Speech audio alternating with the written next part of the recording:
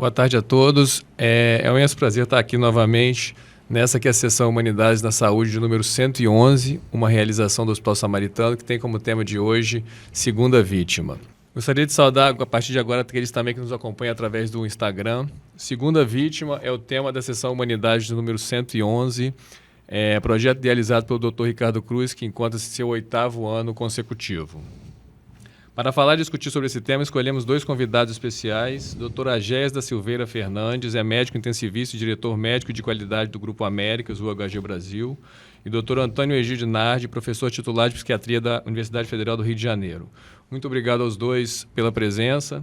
Eu vou chamar o nosso coordenador, Dr. Ricardo Lima, para que ele possa introduzir o tema antes de passar a palavra aos nossos convidados. Ricardo. Boa tarde a todos que nos ouvem. O tema foi escolhido por uma coincidência, um vetor de 2 assuntos. Primeiro, o mês de setembro é um mês dedicado à prevenção do suicídio,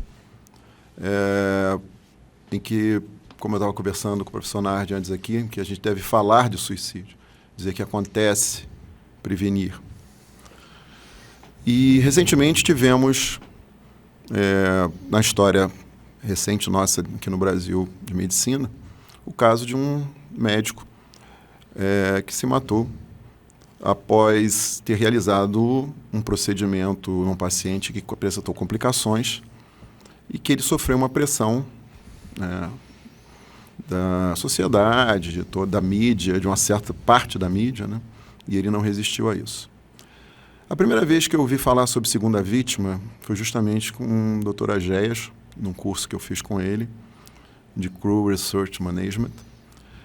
E a gente começou a entender o que é a segunda vítima, né? Nos anos 90, começou a haver uma preocupação com as complicações de procedimentos, com as mortes de pacientes que eram causadas por erros de sistema, por complicações próprias de procedimentos. E foi publicado um primeiro livro sobre isso, que é Errar é Humano. E o próprio livro diz Errar é Humano. Coincidentemente, como nossa música de abertura fala, eu sou apenas humano, não bote a culpa em mim. Há um sistema em volta. E a ideia é que esse erro seja minimizado e levado ao zero, com correções nos sistemas, com revisões, mas não transformando o profissional que errou numa segunda vítima, que é o que acontece muitas vezes. Para começar a falar sobre esse assunto, eu convido o Dr. Agés Fernandes. Obrigado por ter aceito o convite, Agés. Obrigado, Ricardo. Obrigado aí pela possibilidade de fazer com que a gente participe online. Eu não tenho nem conflito de interesse na apresentação e também acabei não trazendo nenhum kit de slides, até a pedido do Ricardo também. Eu vou tentar conversar com vocês sobre a experiência que eu tive como médico intensivista, né, e posteriormente como diretor de práticas médicas no Hospital Israelita Albert Einstein e agora mais recentemente na UHG como qualidade. Eu acho que a gente pode dividir esse assunto em 2 pontos. O primeiro é a contextualização. E vai um pouco de encontro ao que o Ricardo falou do porquê que nós estamos aqui hoje. Então, eu chamo a atenção que em 2016 foi publicado um artigo no New England Journal of Medicine, que eu acho que é um dos artigos mais importantes. Na verdade, é uma perspectiva, não é um artigo científico exatamente, uma perspectiva falando sobre a incerteza da prática médica. E chamando a atenção de que nós, médicos, e eu talvez possa até ter a liberdade para estender isso para outras profissões que atuam dentro da indústria da saúde, como enfermeiros, fisioterapeutas, farmacêuticos, psicólogos, nutricionistas, fonoaudiólogos, entre outros. Eu chamo a atenção de que a nossa prática, sem dúvida, é incerta. Só que nós fomos criados, pelo menos as gerações até agora, dentro de um manifesto, de um manual, chamado o Tratado de Flexner, que dividiu a ciência médica em 2 grandes grupos, né, o ensino básico e o ensino científico clínico, e assim os currículos das universidades foram desenvolvidos e até hoje funciona assim.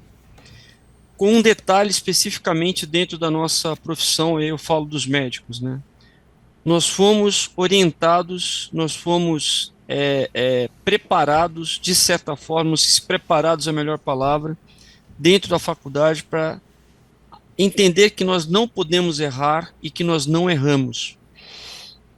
E esse artigo do New England chama atenção justamente para o fato de que nós não podemos entender a prática médica como uma sequência de anamnese, exame físico, diagnóstico e tratamento, que é simplesmente binário e que isso sempre vai dar certo.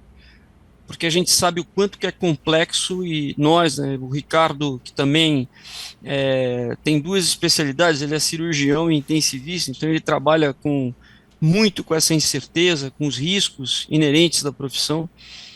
Então nós sabemos que muitas vezes a complexidade dos casos, por mais que você consiga utilizar protocolos, por mais que hoje exista tal medicina baseada em evidência, lidar com a vida, lidar com o ser humano, é sempre lidar com o indivíduo. É muito difícil você conseguir padronizar algo estando diante de uma variação que é natural da espécie humana, que é natural de onde nós habitamos. E isso gera o que nós chamamos, ou o que é chamado na literatura, e a gente acaba utilizando o termo, do paradoxo da intolerância.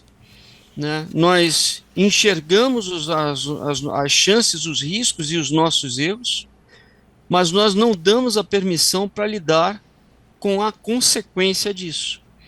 E isso gera um impacto emocional que é a base, né, se eu pudesse falar fisiopatológico, mas é a base das consequências de quando acontece de você estar fazendo um tratamento e acontecer um erro relacionado à assistência, que na imensa maioria das vezes não é proposital, você acaba tendo que lidar com esse paradoxo. De um lado, a sua formação, o seu conceito de que eu não erro, e o outro lado, eu errei, eu sou humano, e eu estou sentindo um impacto emocional que eu não deveria estar sentindo porque lá atrás eu aprendi que eu fui feito para não errar. Eu me desenvolvi profissionalmente, melhor dizendo, para não errar. Não há espaço para erros e nós vivemos a expectativa quase que irracional de um ambiente sem erros, onde existem riscos expressos claros, onde os processos são muito dependentes do fator humano, onde as atividades, em especial dentro de hospitais, mas estende-se esse conceito para ambulatórios, para diálise, enfim. Houve uma interação profissional da saúde, que é um ser humano, com um paciente, uma pessoa que tem uma doença, e sua família, do outro lado, que também é um ser humano, você já coloca ou já tem um risco mínimo que seja embutido, e a chance disso gerar consequências, na maioria das vezes ainda bem muito boas, que é um tratamento adequado e a melhora ou cura do paciente, em algumas poucas vezes de situações de conflito, até, infelizmente, erros diagnósticos. E isso acontece claramente porque, como foi colocado na música, que eu achei muito apropriada para o tema, errar é humano, e como já foi colocado pelo pessoal, por autores nos Estados Unidos, da Dartmouth, que é uma escola médica no norte dos Estados Unidos, todo sistema que é feito sem essa percepção vai continuar sofrendo com esses erros ininterruptamente. Chama atenção também que, dentro desse contexto, ficou muito clara a exposição desse problema com a Covid-19. Na Covid-19, quando nós tivemos as várias ondas em que houve uma necessidade absurda de aumento exponencial de leitos hospitalares, de internações, falta de equipamentos, nós também tivemos a necessidade de colocar profissionais para trabalhar no curto prazo, muitos deles sem formação em doentes graves, né? Esses profissionais começaram a habitar a terapia intensiva, começaram a habitar as emergências, e a consequência disso, que era um mal necessário, a gente no final das contas estava vivendo um cenário de guerra, mas a consequência disso foi a exposição clara do problema, e os números provam um aumento do número de eventos adversos, um aumento do número de infecções relacionadas à assistência, um aumento do número de quedas, um aumento do número de úlceras por pressão, né? E isso culmina com a crise atual, né? O impacto dessa crise atual, que é uma crise financeira no setor de saúde, com um aumento significativo da sinistralidade das operadoras. Por outro lado, os hospitais sofrendo com falta de repasse, os profissionais de saúde tendo que gerar resultado financeiro, praticar sem desperdício, convivendo com o consumerismo do paciente, que hoje, com acesso à informação, consegue fazer comparações, olhar números e dizer, ir nesse médico talvez seja melhor do que em outro médico, ir nesse hospital talvez seja melhor do que no outro hospital, e cobrar por isso, cobrar a atitude, cobrar a perfeição de um atendimento que muitas vezes não é perfeito. Mas especificamente, nós temos hoje uma crise de propósito, por conta de todo esse processo de custos, por toda essa crise relacionada a desperdício e, eventualmente, em alguns poucos casos, infelizmente, a má prática, nós temos uma crise de propósito. E não é incomum hoje nós vermos na literatura, e inclusive na mídia leiga, reportagens ou textos informando uma redução progressiva do número de enfermeiros nos Estados Unidos, um número progressivo de dificuldade ou redução do número de médicos para determinadas especialidades nos Estados Unidos, isso a despeito da quantidade de profissionais formados aqui no Brasil, e aqui entre nós muito mal distribuídos geograficamente, nós também sofremos, de certa forma, com algum shortage, né, com alguma redução de número, ou com alguma limitação de número, e aí, obviamente, entra o quesito qualidade de formação, que não é o caso da nossa discussão hoje. Então, Ricardo e demais, eu coloquei esse contexto aqui para que isso possa, de certa forma, explicar um pouco essa questão do que hoje nós chamamos de segunda vítima, embora a gente tenha, na literatura, em 2019, algumas publicações, em especial um editorial que foi publicado no BMJ, no British Medical Journal, questionando a necessidade de abandono desse termo segunda vítima. Foi feita por duas profissionais que são responsáveis por um núcleo de defesa de erros relacionados à assistência, né, de defesas de pacientes, né, e a principal tese dessas pessoas é que a utilização do termo vítima pelo profissional de saúde pode tirar a responsabilidade do profissional por um ato cometido por esse profissional, né? E diminuindo, então, a importância da sua atuação como indivíduo numa cadeia que nós sabemos que é, via de regra, sistêmica e que culmina num evento adverso com dano para o paciente no final das contas.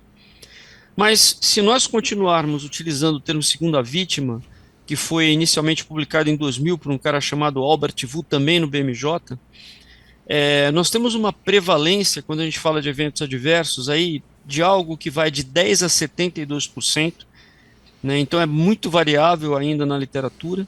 Esse 72% é uma casuística espanhola.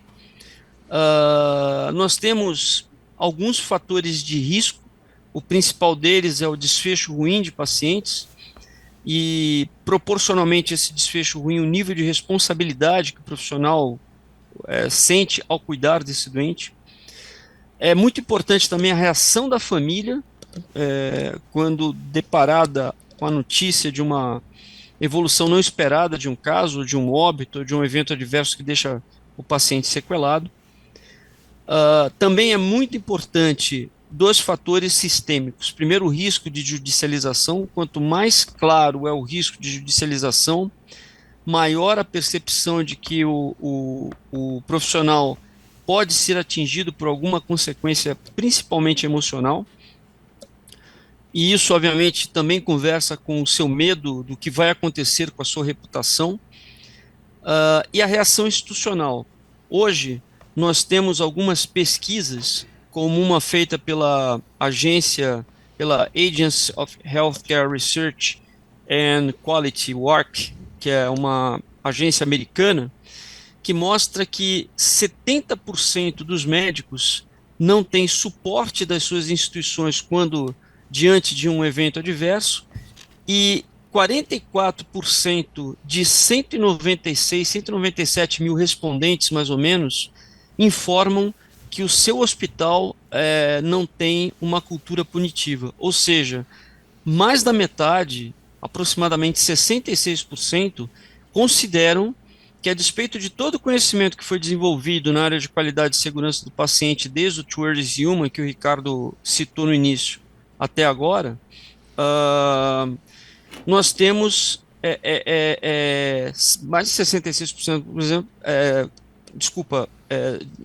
o número, né, de pessoas dizendo que as suas instituições carregam consigo a questão da punição, da cultura punitiva quando acontece um evento adverso. Então isso é muito importante, porque essa cultura da culpa é um fator preponderante e essencial na criação de qualquer protocolo ou de qualquer sistema ou qualquer processo de apoio, nem que seja um apoio emocional, a esses profissionais que estão diante de um evento adverso motivado por um erro assistencial, né? Esses erros assistenciais e esses eventos que trazem dano para o profissional, o profissional acaba passando por vários estágios. O primeiro estágio é o estágio do acidente em si, em que você tem uma situação quase caótica na vida desse profissional. Eu tive a oportunidade de acompanhar vários casos. Existe uma fase, muitas vezes, que é comum, principalmente na cirurgia, de negação do evento. São poucos os profissionais, até por conta da sua formação, que têm a maturidade de reconhecer num primeiro momento que houve um erro relacionado à assistência. E nós estamos, inclusive, hoje discutindo, junto com os americanos do Global, da OHG, como é que nós podemos trazer um diferencial diagnóstico entre o que é complicação e o que é erro relacionado à assistência, o que é evitável e o que não é evitável, porque existe uma confusão até conceitual a respeito disso. Muitas vezes a gente fica diante de situações em que os profissionais são submetidos ao julgamento de um erro, quando na verdade isso é uma complicação descrita na literatura e assinada pelo paciente no seu termo de consentimento. Mas o fato é que depois do acidente, depois daquele momento em que há uma negativa a respeito disso, você tem um período de reflexão, e esse período de reflexão leva, junto com uma eventual avaliação do evento adverso, um protocolo de Londres, a uma fase de restauração da sua integridade, restauração dos seus relacionamentos com a instituição, com seus colegas e eventualmente com os pacientes, ou com o paciente que sofreu o evento. E nesse momento que a pessoa está tentando se reintegrar e restaurar o seu lado emocional, começa uma série de inquisições que fazem parte do protocolo de Londres e que, dependendo do caráter punitivo ou não da cultura institucional, podem destruir qualquer recuperação emocional e até física desses profissionais. E se não há um apoio institucional, se não há um apoio buscado pelo próprio profissional, e isso acontece principalmente com as gerações mais antigas, que entendem aquele mindset que a gente conversou lá no início: eu não erro, eu fui criado, desenvolvido dentro da minha faculdade, dentro da minha formação para não errar. Você tem 3 caminhos que você pode seguir. E são caminhos muito dependentes daquilo que está acontecendo na sequência da investigação. A primeira delas é o profissional conseguir passar pela fase, conseguir se recuperar. Isso é uma coisa que pode acontecer e que ainda bem acontece um bom número de vezes. Tem profissionais que emocionalmente não conseguem se recuperar totalmente do evento, né, do evento adverso, e eles começam a entrar no modo de sobrevivência, digamos assim. Eles continuam trabalhando, eles continuam frequentando aquele hospital, mas eles mudam emocionalmente, eles começam a sentir o peso de ter que conviver com aquela história que passa a ser parte da sua história. E nós temos uma terceira situação, que é uma situação crítica, que eu acho que é uma situação onde nós temos a questão mais extrema, em que o profissional começa a ter sintomas que vão desde ansiedade, estresse, burnout, desistência da profissão. Nós temos histórias que não são incomuns de desistência da profissão, até situações críticas como ideação suicida ou suicídio, como foi o caso citado pelo Ricardo, em cima um caso de um cirurgião pediátrico no Piauí, que acabou cometendo suicídio. Isso chegou à mídia e teve uma repercussão significativa, porque ele não teve condição emocional de suportar a crítica e o julgamento feito publicamente a seu respeito, a respeito da sua prática, que até então era considerada ilibada. Então, dentro desse cenário, que é um cenário, de certa forma, até técnico, né? O que nós podemos fazer, casuística, né? Vem a pergunta assim, o que um hospital pode construir em termos de processo para dar suporte para esses profissionais que acabam diante de eventos adversos, quer sejam complicações ou até mesmo eventos adversos evitáveis.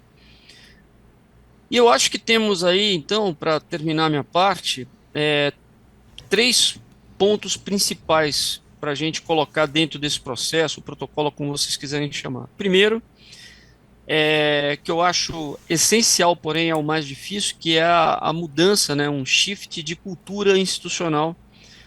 E a gente vem trabalhando isso no Grupo América de hospitais, dos quais o Samaritano Botafogo faz parte, que é treinar desde a alta liderança até os profissionais da ponta da operação, naquilo que nós chamamos, ou aprendemos a chamar de cultura justa, que é você mudar essa percepção da culpa, da punição, exceto em casos de comportamentos próximos à violação de regra ou imprudência.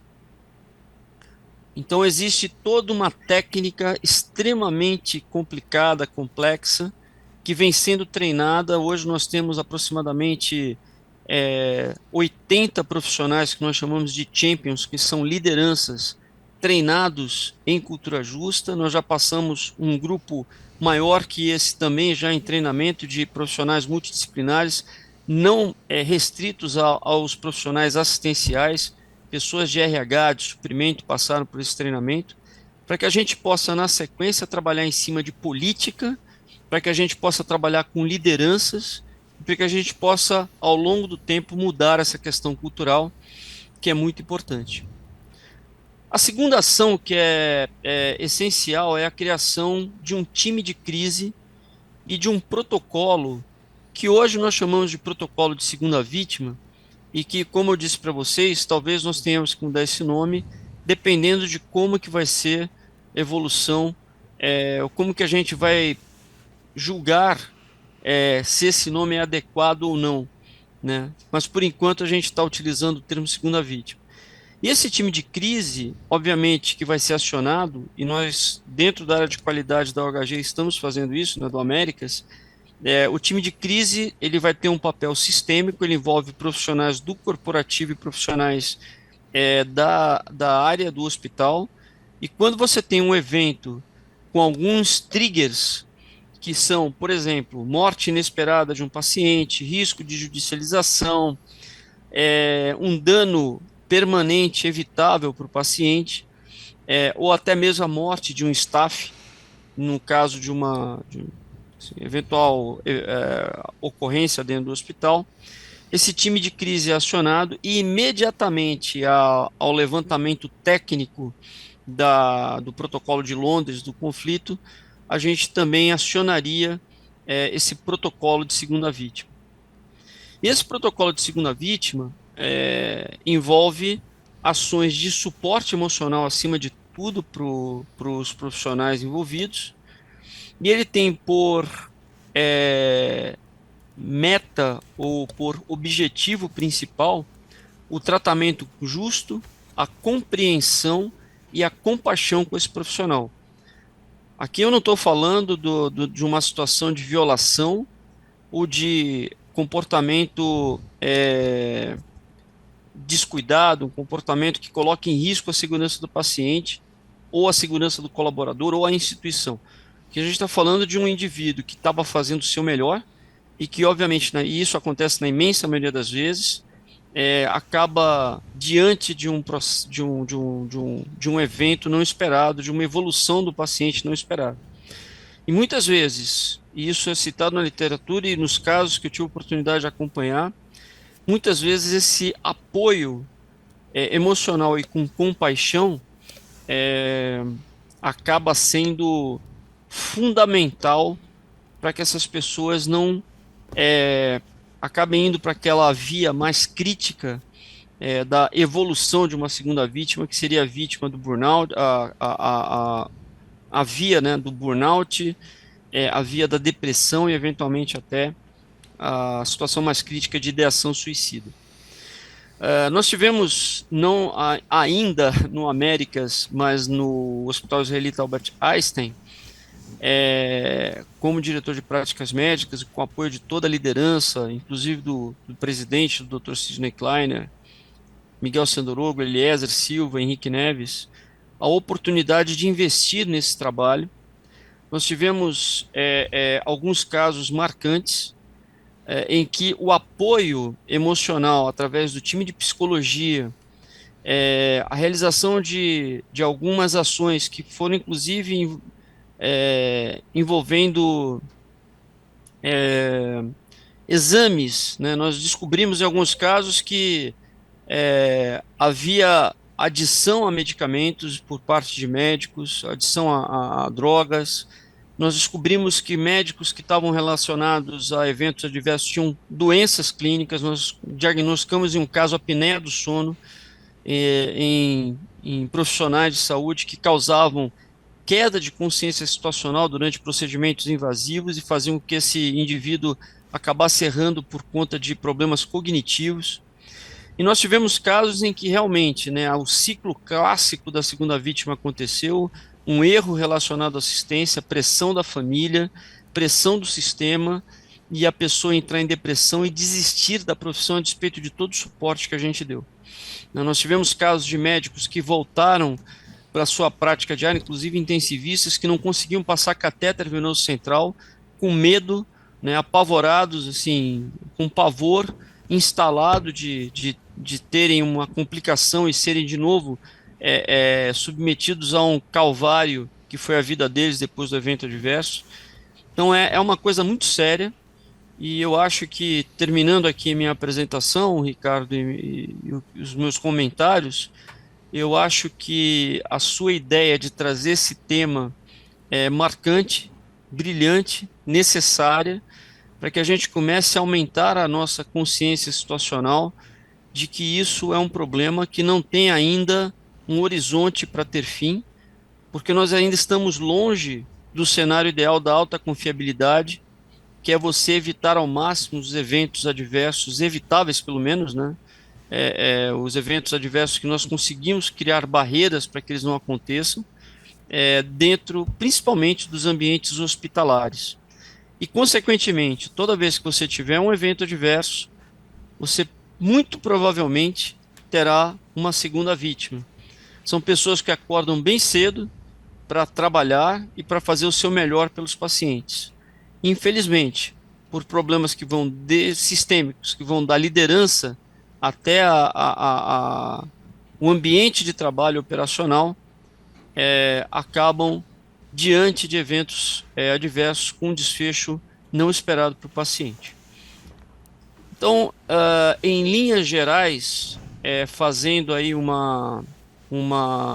resumo, né, desse nosso aprendizado e colocando como ponto de atenção, resumidamente, a questão da cultura punitiva, a questão dos recursos financeiros, que não são escassos para que a gente possa fazer algum tipo de investimento nesses protocolos, afinal de contas isso não consta em qualquer budget e também não consta no pacote que os hospitais recebem das fontes pagadoras.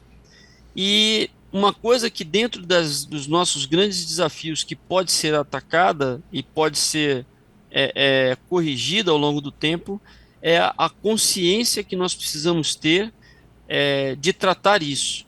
Eu acho que eventos como esse são fundamentais para que a gente aumente essa consciência e essa necessidade de apoiar os nossos profissionais, né? É muito importante porque a gente já ouviu falar no Institute for Healthcare Improvement de Triple Aim, agora com Quadruple Aim, a gente envolve o colaborador, mas são atitudes como essas, entre outras importantes, que vão de fato tirar da teoria e colocar na prática esse apoio que os profissionais de saúde realmente precisam no seu dia a dia. Eu acho que é isso, Ricardo. Estou à disposição aí para a gente discutir, para tirar dúvidas, dentro daquilo que eu puder ajudar aí na discussão.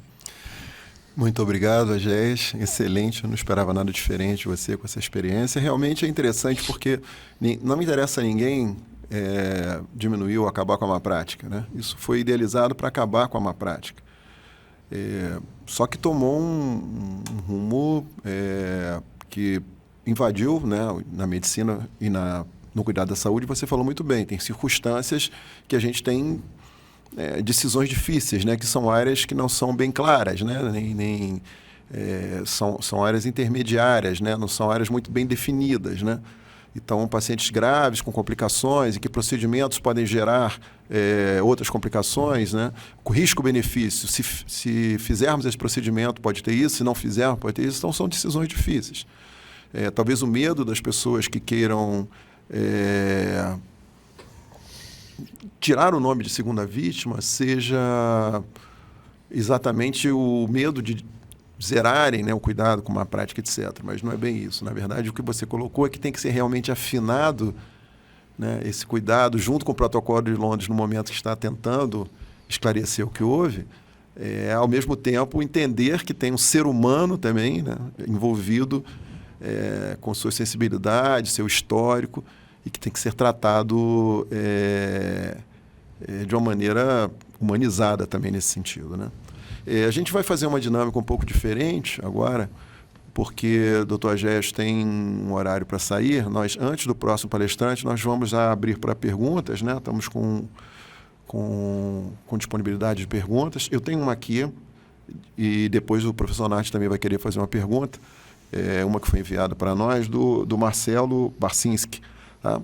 E ele fala que você colocou eventos dos Estados Unidos, outros publicados no British Journal, e ele queria saber a visão da segunda vítima nesses dois sistemas, no americano e no inglês. Se são diferentes, porque são sistemas de saúde também diferentes de atendimento, e como é que é a visão da segunda vítima desses dois sistemas. Depois temos a pergunta do professor Nardi aqui também.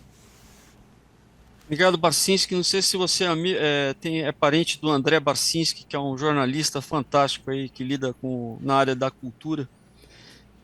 Tua pergunta é muito boa e a resposta, de certa forma, é simples e talvez traga alguma decepção para você.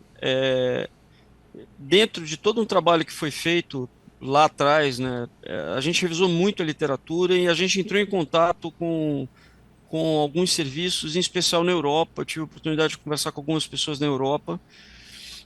E, infelizmente, além de uma heterogeneidade dentro desses cenários, Brasil, Estados Unidos e Europa, porque a heterogeneidade no sentido assim, nós imaginamos que nós temos um número muito grande de hospitais, principalmente nesses países ou na comunidade europeia, nós não temos uma padronização, uma uniformização para a segunda vítima, né? Serviços que, por exemplo, são mais maduros, são portadores de maior condição financeira, acabam avançando na criação de protocolos, de times de crise, de apoio aos profissionais, ao passo que serviços menos maduros ou com menos recursos financeiros acabam tendo uma limitação, ou acabam não tendo nenhum tipo de de atuação em cima dessa situação. Então, nós temos um cenário ainda muito heterogêneo e uma falta de padronização. Mas o que é importante, né, o lado positivo, é que essa discussão tem aumentado. E quando você hoje pega o PubMed e coloca esse termo segunda vítima, existe uma exponencialização de 2000, quando o Albert Wu colocou o termo no editorial do British Journal, Medical Journal, para cá teve uma exponencialização do número de citações, e isso mostra que cada vez mais os serviços estão buscando discutir o problema e buscando solução.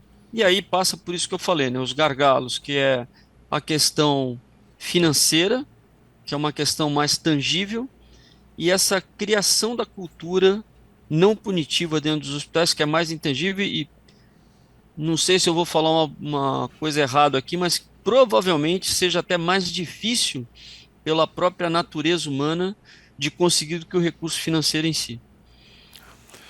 Ótimo, muito obrigado. Professor Nardi tem uma pergunta para você. Por favor, professor Nardi. Muito obrigado, AGS, pela sua exposição, muito esclarecedora. Fiquei muito feliz em ver essa preocupação institucional com a segunda vítima, com os médicos, que, claro, né, estamos sempre sujeitos a erros. Essa palavra que você utilizou, compaixão, eu acho fundamental, né, uma compaixão institucional para proteger a pessoa do médico no momento do erro, no momento de que tentou fazer o melhor de si e não conseguiu. Mas eu gostaria de ouvir de você em relação à cultura que nós temos na sociedade, que o médico é um deus, né, que o médico não pode errar. Eu acho que a música, né, Eu Sou Humano, que foi apresentada no início, eu acho que essa que é a questão. Nós, médicos, nós não nos vemos como humanos. Nós nos vemos como deuses ou semideuses que não podemos errar, e a sociedade nos vê assim. E isso vem desde a faculdade. O professor só fala dos acertos, só fala das coisas onde ele maravilhosamente fez bem, e não fala dos seus erros, das suas dificuldades no dia a dia e etc. O médico, ele não vai ao médico, ele raramente é paciente. Em geral, quando o médico procura um outro colega porque a situação está muito grave, o médico não sabe pedir ajuda, não sabe cuidar de si. Nós somos treinados a cuidar do outro, mas não de nós mesmos.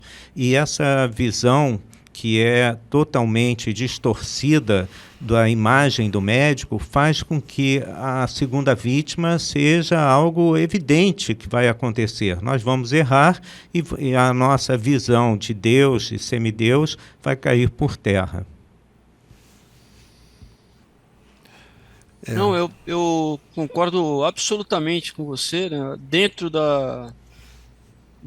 do que nós estudamos, do que a gente já pesquisou, e dessa experiência que eu tive no meu hospital, onde eu trabalhei previamente,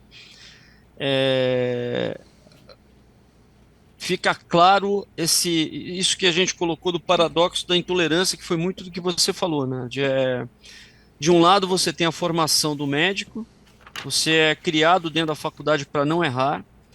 Tudo que acontece de errado você coloca para debaixo do tapete, ou você é ensinado a colocar para debaixo do tapete. Então, você mudar essa cultura, né, e traduzir isso para a prática do que hoje nós chamamos de cultura de segurança, é uma mudança de paradigma assim, absurda.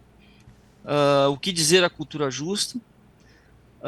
E você não é preparado para lidar com as suas fraquezas, né? Você é preparado para fazer aquela sequência clássica, né? Anamnese, exame físico, diagnóstico e tratamento. E por incrível que pareça, apesar de nós estarmos em 2023, eu concordo com você que o segundo elemento, né, dessa equação, que é o primeiro é o médico, a sua formação, e o segundo elemento desse processo é a sociedade, que, a despeito de tanto conhecimento, a despeito de tanta informação, ela continua procurando o médico como essa figura do Deus. Ela está cada vez mais consumerista, né, que eu acho que é um termo relativamente novo, que a gente vê muito citado nos últimos livros de publicação, ou seja, ela compara os médicos, ela compara esses deuses e vê qual que é o deus que é o mais, é o que erra menos, é o mais famoso, e ela hoje tem acesso a uma ferramenta que eu acho muito perigosa, que é a mídia social, né? Em 5 minutos você vai do céu para o inferno, dependendo até do que você fala numa consulta. Então você é procurado pela pessoa, se a pessoa antipatiza com você, ela já vai para um Instagram, para um Facebook, para um TikTok, sei lá como é que é o nome disso, e já expõe você publicamente, muitas vezes, quando não faz uma denúncia, quando não vai num canal público aí de denúncia, e você é literalmente despido de qualquer proteção, principalmente proteção ética, né? Porque muitas vezes isso beira o antiético, e só que as pessoas ganharam um green card para entrarem nos seus Facebooks e Instagrams e publicarem o que quiserem, né? Então hoje o médico vive com essa questão do paradoxo da intolerância e pressionado por esses dois elementos do processo, né? O que ele aprendeu e como ele aprendeu, e a pressão da sociedade, que hoje acha que sabe ver percentual, indicadores e fazer comparações num assunto tão técnico como é a medicina e a área da saúde.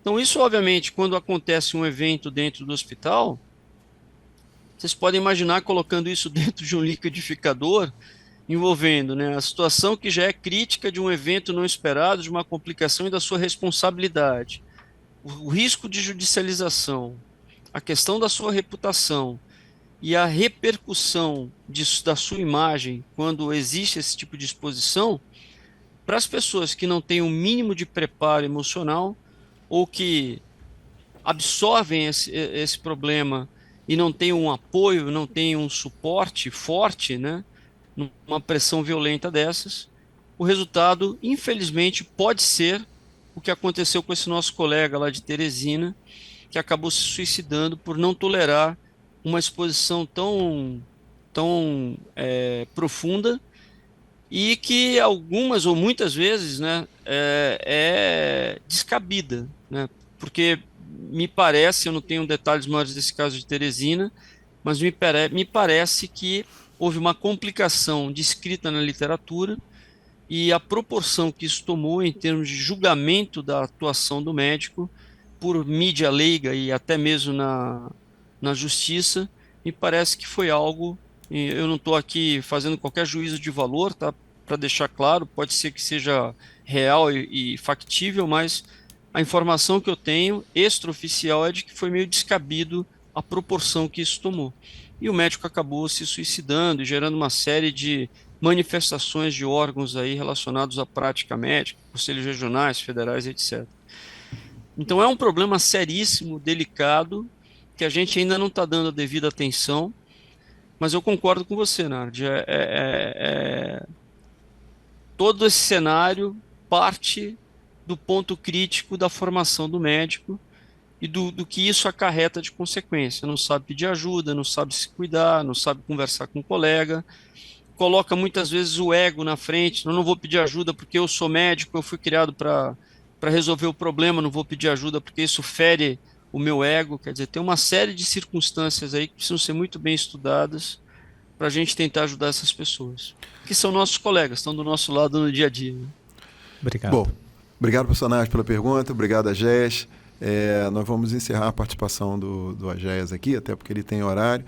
Esse liquidificador que você botou no final, acho que resumiu muito bem, né, Agés? É literalmente um misto de problemas e um liquidificador, né? Porque termina destruindo tudo ali dentro. E mostrou que a solução vai bem mais além, né? Quer dizer, a primeira que está aqui, a gente expor o problema, discutir a solução organizacional, mas tem uma solução agora mais complexa, que é a formação do médico, né? Talvez tenha que mudar muitas coisas ainda na formação do médico para melhorar isso aí. Eu acho, Ricardo, que a ponta do iceberg, aquilo que a gente enxerga, é o que a gente quer fazer a nível de hospitais, que é o protocolo, o suporte, né? Mas eu acho que tem dois fatores, e um deles você já citou, que é a formação do médico, que são essenciais para que a gente comece, de fato, a tratar a causa raiz do problema. Então, é a formação e mudar a maneira como esses profissionais que saem jovens da faculdade, né? Esses profissionais se comportam, né? É uma questão de comportamento. E tem a ver com humildade, tem a ver com compaixão, tem a ver com reconhecimento de limites. Não banalizar a sua prática do dia a dia e entender que em algum momento você vai pedir ajuda, como o Nardi falou. É para isso. E a segunda coisa que eu acho que aí é uma responsabilidade nossa como instituição, aí nossa como liderança, é a mudança do paradigma da cultura justa. É mudar a cultura punitiva. Você não ver reportagens como saem na televisão, ou mesmo reportagens que expõem, antes de qualquer tipo de avaliação técnica, instituições profissionais. Está cansado, é muito frequente você ver em sites como o UOL ou mesmo nos jornais a exposição de profissionais ou de situações baseadas numa opinião única, né?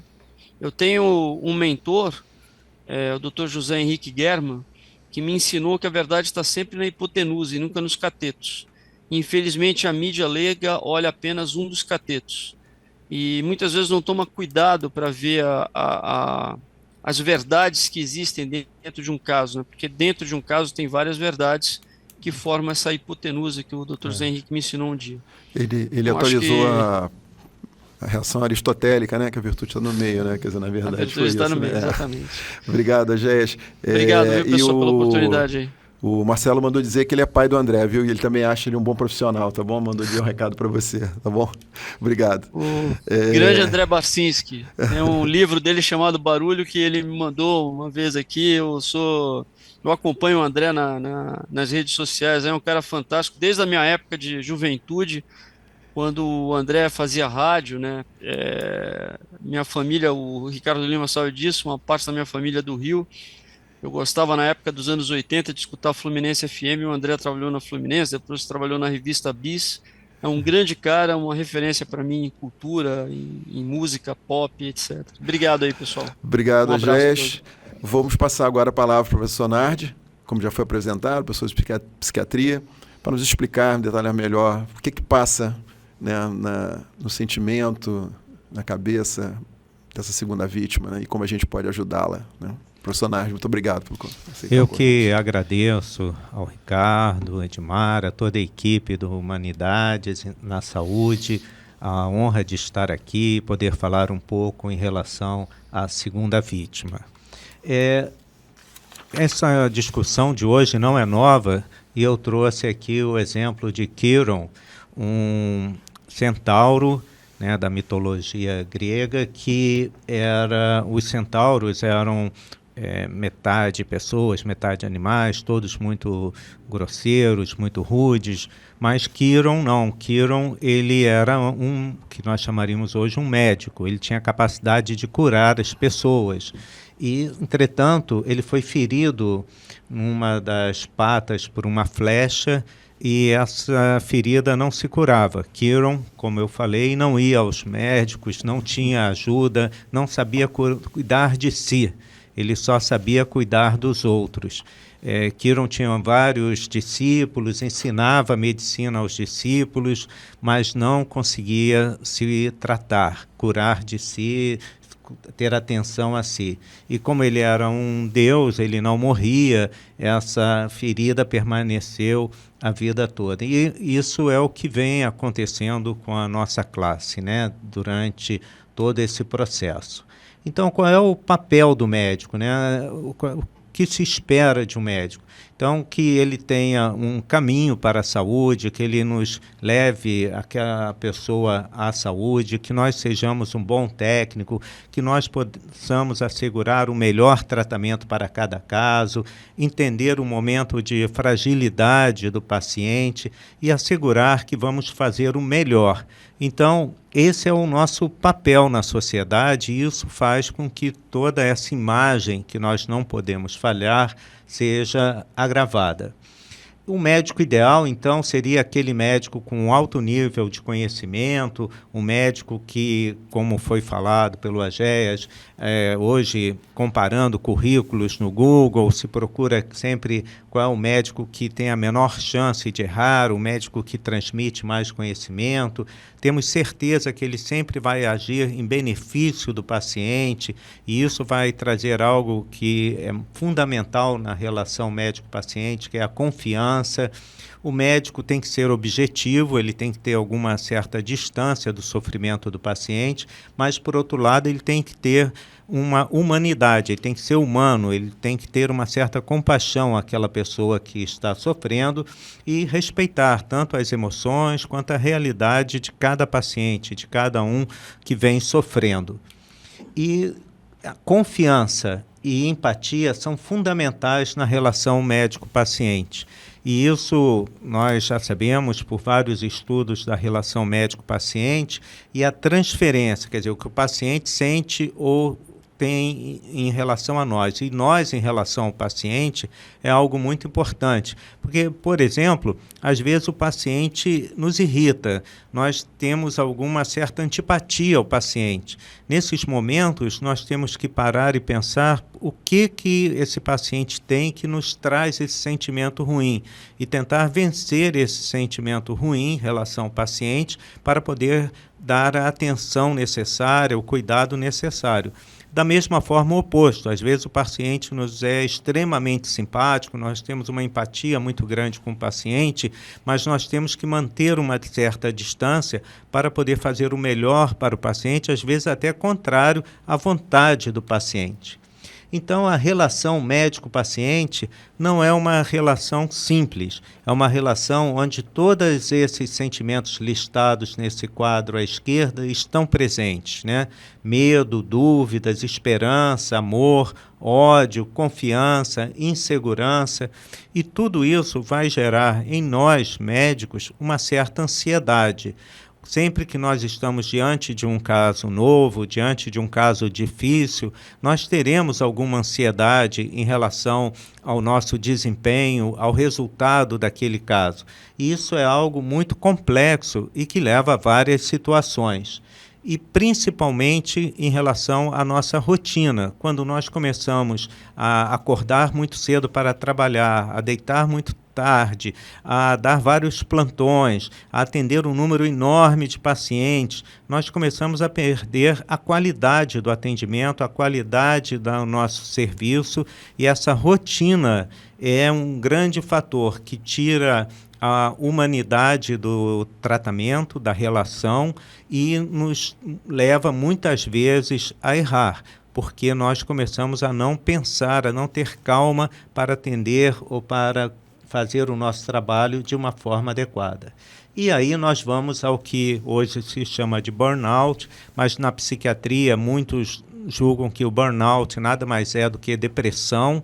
Os sintomas do burnout são muito ligados à depressão, mas ficou um termo muito ligado à profissão, principalmente à profissão em saúde, à profissão do médico, mas também de outros profissionais de saúde, e que todos esses itens que estão listados aqui podem estar presentes, né? Chama atenção para a tristeza do domingo à noite, estar sempre cansado, a dificuldade de concentração, acabando cometendo mais erros, procrastinar, sempre adiando as coisas, prazos perdidos, o tédio, a desilusão e, complicando mais, a última linha ali, álcool, drogas ou também o excesso de comida, que acabam as pessoas sempre sofrendo muito. Mas o burnout é algo muito presente na prática clínica e, como foi dito aqui pelo Agéas, durante o Covid, isso foi muito visto com vários colegas.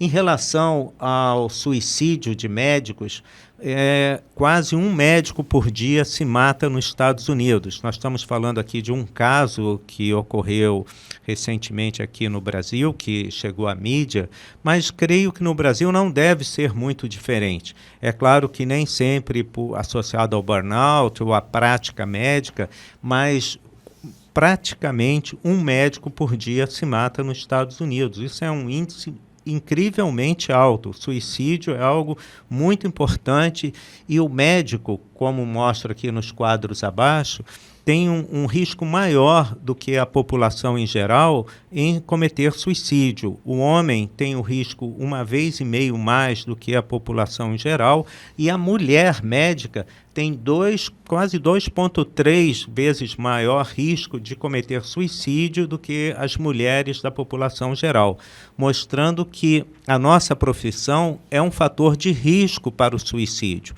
E vários fatores levam a isso. Como eu mencionei rapidamente, mas a dificuldade de acesso a um sistema de psiquiatria adequado, a vergonha e o preconceito de pedir ajuda psiquiátrica. Os médicos têm um preconceito com a ajuda em geral, mas com a ajuda em psiquiatra é absurda. A ideia de perfeccionismo, né? O médico não pode deprimir, o médico não pode se sentir infeliz, o médico não pode pedir ajuda, o isolamento e a solidão da prática médica. A nossa profissão, ela favorece muito a pessoa se isolar, a estudar, a praticar sua medicina num consultório ou numa sala cirúrgica com poucas pessoas, ter uma vida muito isolada, e isso favorece a depressão e, consequentemente, o suicídio. A questão da competitividade, né, que a gente vê desde a faculdade de medicina, os alunos querendo saber mais do que o outro, querendo tirar notas melhor do que o colega, achando que isso vai fazer dele um médico melhor. A questão da exaustão, que eu também já mencionei, a privação de sono e os próprios conflitos com a profissão. A profissão de médico não é uma profissão fácil, não é o que a gente acha antes de entrar na faculdade e muito menos depois que a gente se forma e se vê numa realidade inteiramente diferente do que nós imaginávamos. Saiu recentemente no Medscape esse estudo com burnout e depressão em médicos de 2022, a publicação, mas o estudo foi realizado em 2021, e foi uma amostra de aproximadamente 13 mil médicos americanos que responderam a essa enquete pela internet. Médicos de diferentes especialidades, como vocês podem ver, e perguntando ao médico se ele já teve um burnout, se ele já sentiu com burnout. Os médicos de emergência e de CTI foram os que tiveram um resultado mais elevado, mas praticamente todas as especialidades tiveram um índice bastante elevado, no mínimo 1/4 ali nos médicos que lidam com saúde pública e medicina preventiva. Eu marquei em vermelho por motivos óbvios a psiquiatria. Os psiquiatras também são humanos, também temos os nossos burnouts, deu ali 38%, mas é claro que a amostra de cada uma dessas especialidades era muito variada dentro desses 13 mil médicos. Esse foi só um percentual para uma ideia geral. Mas, de qualquer forma, mostra que mais da metade dos especialistas tem acima de 40% de burnout, o que é algo muito preocupante. E o burnout, ele ocorre mais em homens e mulheres, mais em mulheres. Nessa enquete, mais de 50% das mulheres médicas referiram burnout recente. E os homens, 40%, o que é aquela média que eu mostrei no gráfico anterior. E perguntando aos médicos, né, o que mais contribuiu para você ter um burnout? Então, o primeiro item é a burocracia. A burocracia, exatamente isso de preencher papéis, documentos, prontuários. A burocracia foi um fator disparado. 60% dos médicos com burnout admitiram que a burocracia é o principal ponto.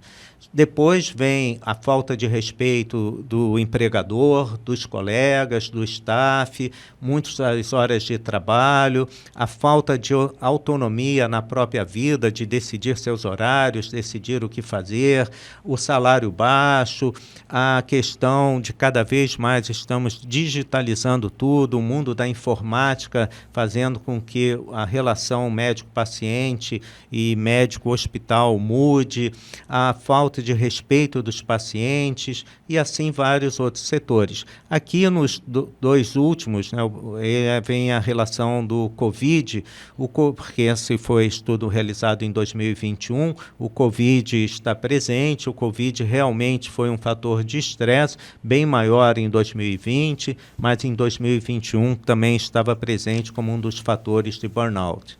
E perguntaram aos médicos o que mais poderia lhe ajudar para reduzir o burnout. O primeiro fator foi mudar o esquema, ele ter um esquema de trabalho mais maleável, onde ele pudesse ter uma facilidade mais de folgas, de férias, de horários flexíveis, até para cuidar de si, né? Para fazer ginástica, para estar com a família, para dormir e etc. Depois, uma compensação financeira, isso também foi um ponto importante. Ter um respeito maior dos colegas, da administração do hospital, um aumento dessa autonomia em relação à sua vida, atender um número menor de pacientes para poder dar uma atenção maior a cada paciente, ter um suporte do staff que o rodeia maior também é um ponto importante. Alguns acharam que mudar de emprego ou não ter pacientes com Covid também seria algo importante para não ter o burnout. Perguntando a esses médicos se eles já tinham ficado deprimidos antes de ser médicos, 17% sim, alguns falaram muitas vezes, outros algumas vezes, somando tudo isso, dá 38%. Então, 38% dos médicos já tinham tido depressão antes de se tornarem médicos, o que é algo bastante importante. E a pergunta, você acha que a sua personalidade pode contribuir para você ter burnout? 34% falaram que sim, que a personalidade deles era um fator importante para ficarem mais vulneráveis a esse quadro de estresse e depressão chamado de burnout. E você é mais ou menos suscetível ao burnout agora do que durante a quarentena. Mas foi tanto para homens quanto para mulheres muito importante. 50% dos homens e 60% das mulheres concordaram que estão mais sujeitos ao burnout agora do que durante o Covid, na parte pior, mostrando que o Covid foi importante, mas a qualidade de vida desses médicos que responderam ao questionário não melhorou. E quão grave é o seu burnout? 54%, é a última linha, mostrou que é muito grave, muito forte o impacto sobre a vida do burnout, muda a vida deles. Apenas quase um quarto deles falaram que tem um impacto muito pequeno ou nenhum sobre a vida, mas mais de 50% mostraram que o sofrimento pelo burnout é algo grave. E o seu lugar de trabalho, como a GES falou aqui, é algo muito importante no meu ponto de vista também, oferece algum programa para reduzir o estresse e o burnout? Para minha surpresa, 42% falou que sim. 42% dos médicos americanos, aí até respondendo um pouco também ao Marcelo Barzinski, que fez uma pergunta, falaram que no lugar de trabalho tem algum tipo de programa e isso é muito bom. Espero que esse percentual aumente e aumente aqui no Brasil também. E perguntando em relação à vida afetiva desses médicos, né? O burnout teve um efeito negativo, tem um efeito negativo sobre a sua vida afetiva? 68% falaram que sim, quer dizer, a vida afetiva, a vida amorosa dos médicos, e que é fundamental para uma qualidade de vida e uma vida mental saudável, falaram que sim, o burnout prejudica a vida afetiva deles.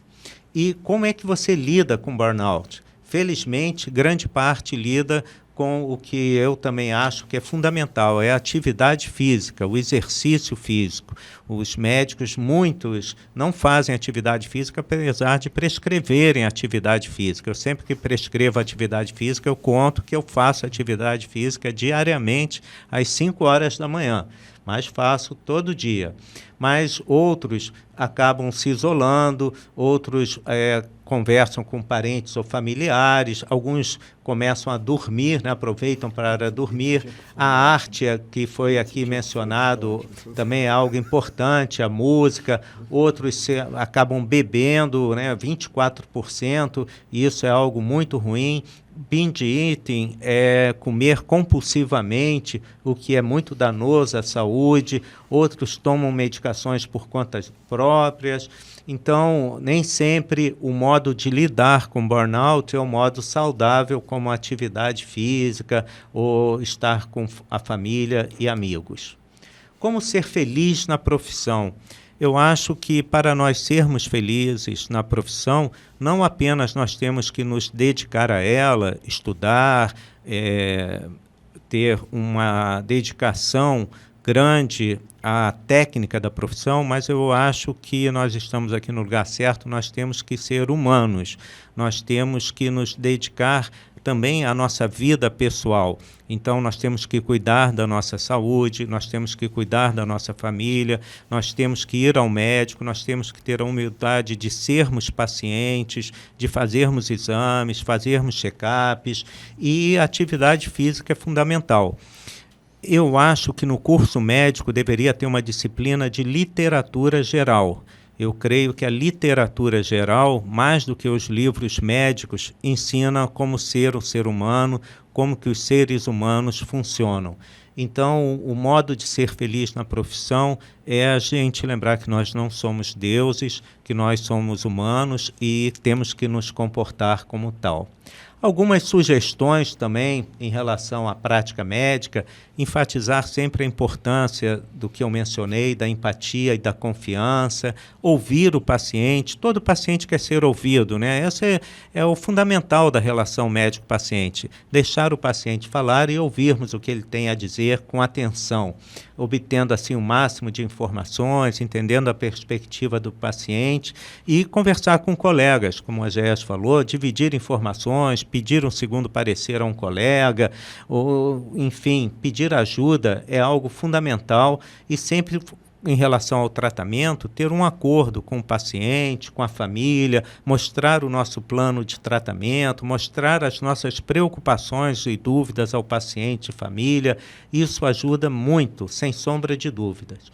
Cuidar da nossa saúde física e mental é o fundamental para não termos burnout, para diminuirmos o risco de depressão e, evidentemente, não termos nenhum sofrimento com a profissão. Muito obrigado pelo convite, muito obrigado por essa oportunidade também de exteriorizar essas taxas tão altas de burnout, e isso também faz bem à minha saúde mental. Ei, professor Nardi, muito obrigado. Nós é que agradecemos. Fazendo até uma brincadeira ali, usando uma matemática transversa ali, né? Eu fiquei preocupado porque ele mostrou uma incidência alta para intensivistas, né? Acho que 54 e 46 para cirurgião. Eu somei 5%. Eu fiquei preocupado como eu tenho as duas especialidades. Não, sem entendeu? dúvida. Sem dúvida, são especialidades que lidam com estresse, né, e plantões, e o número excessivo de pacientes, pacientes sempre em situações de risco, ali no limite entre a vida e a morte. São especialidades de grande risco de burnout para os profissionais. Achei bem interessante porque o senhor fez uma coisa muito mais ampla, né? O senhor deu quase que assim, um receituário, né? Nós estamos falando de burnout, estamos falando de um caso de segunda vítima, e o que acontece, o senhor fez um receituário, uma prevenção, né? Quais vamos para evitar. Mas assim, pensando no caso de maneira mais prática, nesse caso desse médico que se matou, o Agé já tinha falado da pressão, né? Da mídia, da pressão de parte da mídia, da pressão que ocorre na sociedade e do despreparo, talvez, psicológico do profissional, né? O que o senhor acha que ele poderia... Lógico que a gente sabe que se tivesse um sistema organizacional que poderia ajudá-lo nesse caso, né? Mas o que o senhor acha que ele poderia ter de melhor, ou ter feito de melhor, ou ter um preparo melhor para resistir a isso? Se é que nós conseguimos resistir a isso. Olha, Ricardo, eu não conheço esse caso com detalhes, né? Então não posso assim falar do caso especificamente, mas o suicídio nunca é por uma causa única. Nós temos essa ideia leiga de dizer, se matou por isso, se matou por aquilo, mas ninguém se mata por uma causa única. É sempre um liquidificador, como foi falado pelo Agéias, ou um caldeirão aí que juntam vários fatores. Então, é claro que a pressão da mídia, a judicialização do caso, agora são fatores importantes, mas também o isolamento, às vezes o uso de drogas como o álcool, que é uma droga muito utilizada, às vezes a presença prévia de depressão, a presença de história de suicídio na família, a idade da pessoa, tudo isso pode influenciar de forma dramática e fazer com que ocorra esse fim trágico. Por isso foi importante o que o Agéias falou, da instituição ter algo que proteja o médico, proteja o profissional de saúde, porque erros acontecem e nós não podemos ficar isolados. Quando uma pessoa tem risco de suicídio, né, que a gente sabe quando isso pode acontecer, por N fatores, a principal coisa é não deixar a pessoa sozinha. Não deixar a pessoa sozinha. E isso é algo fundamental que nós temos que ter em mente. E também não ter pudor em falar com a pessoa sobre suicídio. Falar sobre suicídio não faz a pessoa se matar, né? A pessoa não vai ter... Não vai ser induzida por uma pergunta. Então, claro que dentro de um contexto, mas nós temos que falar... Fulano, como é que você está? O que você está sentindo? E, consequentemente, chegar, você está pensando em se matar? Você pensou, tem sentido desvalia pela vida e etc. Porque a pessoa que pensa em suicídio, ao ser perguntada sobre isso, ela acaba se abrindo, falando. Perguntar, você tem uma arma em casa? Arma de fogo é uma coisa terrível, porque arma de fogo não dá uma segunda chance, e arma de fogo, 100% das tentativas terminam em óbito, e muitas pessoas têm arma de fogo em casa. Se for um médico militar, então, esse risco é total. Então, afastar a arma de fogo, avisar a família, avisar a outros colegas, tudo isso pode evitar um fim trágico. Fazendo um paralelo, né? Quer dizer, nós temos que dar ajuda, e se a pessoa sentir que está em crise, ela pedir ajuda, né? Seria essa a mensagem. Também, essa é a mensagem desde o início, né? Assim como Kiron não pedir ajuda, nós precisamos aprender a ser pacientes, saber que nós podemos ficar doentes, ter todos os tipos de doenças, inclusive doença mental, depressão, bipolar, pânico e etc., e pedir ajuda. Edmar, quer fazer uma pergunta, né, Edmar? Não, achei muito interessante, você colocou a questão da empatia do médico, e no atendimento que a gente presta ao paciente é exatamente isso, né? A gente acaba se alegrando junto com ele quando o diagnóstico vem benigno, quando a gente consegue um resultado positivo, a gente também fica feliz junto com ele, e por outro lado, quando acontecem eventos adversos, a gente acaba sofrendo e sentindo junto com o paciente, e isso de alguma forma acaba afetando também a nós. Mas a gente sabe também a importância dos efeitos adversos na formação até da nossa maturidade profissional.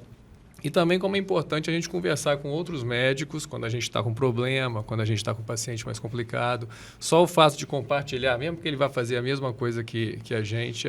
divide a responsabilidade, né? A gente fica mais seguro. A gente vê, principalmente em instituições de ensino, aquelas reuniões em que normalmente são semanais, principalmente onde tem muito residente, que separam alguns casos mais difíceis ou casos que evoluíram de forma negativa e colocam na sessão para ser discutido. E muitas vezes o médico fica numa posição meio desconfortável, ele que é o caso dele que vai ser discutido, né? Mas mesmo assim, a gente pode ver de um lado positivo que o médico vai ter ali o caso dele dividido com outros profissionais, até para ele mostrar qual foram os fatores que levaram ele a tomar aquelas decisões. Você acha que essas reuniões, por exemplo, acabam tornando o estresse do médico mais evidente ou não? Essas reuniões, em geral, podem ajudar a reconfortar o médico também? Podem ajudar a reconfortar o médico a partir de quem conduz essa reunião, saber conduzir essa reunião. Essa reunião tem que ter um tom de dividir opiniões, dividir conhecimento, dividir dificuldades, e não tom de acusações ou de depreciações. Eu acho que o líder dessa reunião é a pessoa mais importante.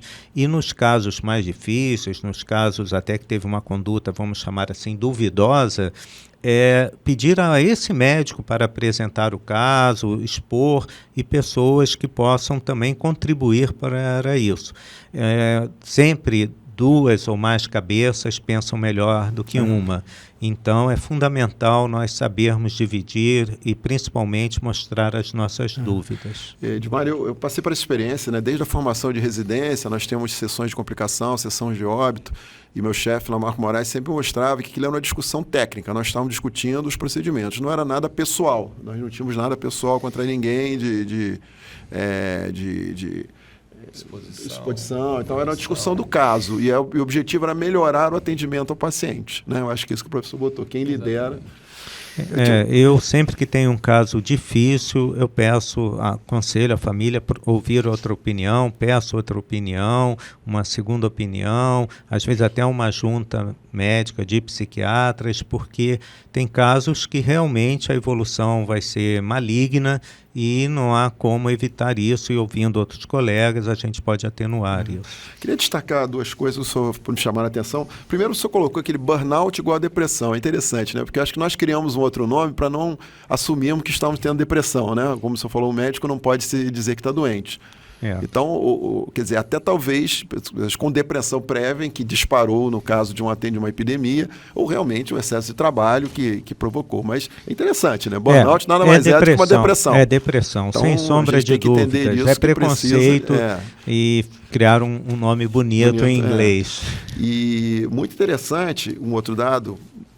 fico feliz da gente estar discutindo aqui, porque a Sessão Humanidades veio, né, com a ideia do Ricardo Cruz de trazer exatamente a discussão desses elementos intangíveis para a medicina, né, de depressão, de dor, de gratidão, do atendimento do médico-paciente, né. Eu estava fazendo uma revisão essa semana sobre algumas coisas de interferências no ensino médico, e o senhor falou da literatura. Existe uma revista que já me surpreendeu, que ela já tem tempo, chama Literature in Medicine, e é uma revista antiga já, então que ela publica exatamente textos que podem ajudar na formação médica, como existe uma disciplina também que eu tomei conhecimento de uso de artes no ensino da medicina para melhorar a percepção e melhorar até a maneira, o todo, né, do médico como um ser, como um todo. Então esse é um outro dado da sua palestra que eu achei muito interessante.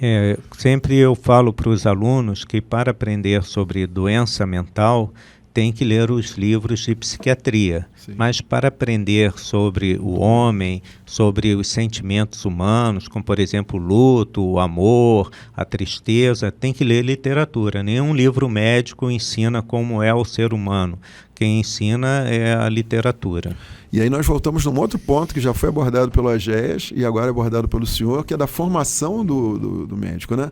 Nós não somos treinados, né, a dar notícia, mais notícia, nós não somos treinados ao luto, né? A paliação é um ensino que está chegando agora para a gente, né? Então, isso é muito difícil, né? Eu acho que a gente tem que, parte da reunião, de tudo que nós falamos aqui, eu acho que é um estímulo àqueles que estão nas faculdades, o senhor está na faculdade, eu também, mas principalmente quem comanda as mudanças pedagógicas a começarem a mudar o comportamento desse ensino médico mais global.